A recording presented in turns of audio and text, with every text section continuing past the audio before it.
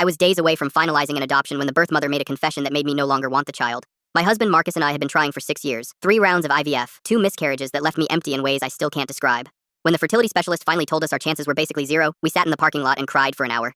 Adoption felt like our last hope. We connected with a private agency that specialized in matching hopeful parents with birth mothers who wanted open arrangements. Within 3 months, we were matched with a woman named Jessica who was 7 months pregnant and had chosen us from a stack of family profiles. The first video call went perfectly. Jessica was 26, soft-spoken, with kind eyes that crinkled when she smiled. She said she wasn't ready to be a mother but wanted her baby to have a good life. She'd seen our profile and felt connected to us immediately. We talked for 2 hours about everything: our jobs, our families, our dreams for this child. Over the next few weeks, Jessica and I talked almost daily. She sent ultrasound photos. I sent nursery updates. It felt like we were building something beautiful together. But then I started noticing things. Small things at first. During our calls, Jessica would sometimes pause mid-sentence like she was listening to something. I'd ask if someone was there, and she'd say no, just the TV. But I never heard any TV in the background. She asked strange questions, too. How much savings did we have? Did Marcus travel for work often? What was our home security system like? I told myself she was just being protective about where her baby would live.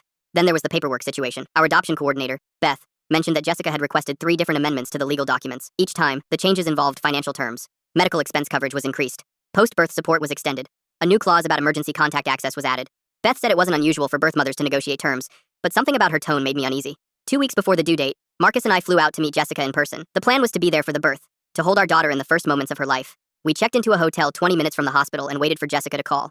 She didn't call for 3 days. When she finally reached out, she said she'd been sick, a stomach bug, nothing serious. But when we met her for lunch, she looked perfectly healthy, no signs of illness. She was cheerful, almost too cheerful, talking rapidly about baby names and nursery colors. I noticed she kept checking her phone under the table, quick glances every few minutes, then she'd type something fast with one hand. When I asked who she was texting, she said just her sister. But according to our case file, Jessica didn't have any siblings.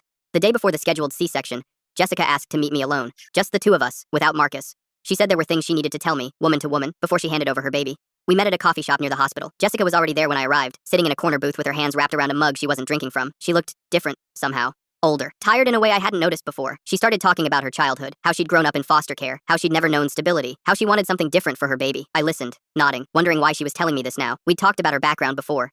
Then she asked if I'd ever wondered why she chose us specifically. I said we assumed it was the profile. Our stability, our home, our obvious desire to be parents. Jessica shook her head slowly. That wasn't it, she said. She reached into her purse and pulled out a photograph. It was old, creased from being folded and unfolded many times. She slid it across the table toward me. I picked it up and looked at 2 women standing in front of a house I didn't recognize. One was clearly Jessica, maybe 10 years younger. The other woman looked familiar, but I couldn't place her. Then Jessica said something that made everything stop. She told me to look closer at the other woman, at her eyes, at the shape of her jaw, at the necklace she was wearing. It was the same necklace I was wearing right now, the one my mother had given me before she died. Because the woman in that photograph was my mother. And Jessica said she'd been waiting 18 years to tell me why. The rest of the story is on my channel or linked below.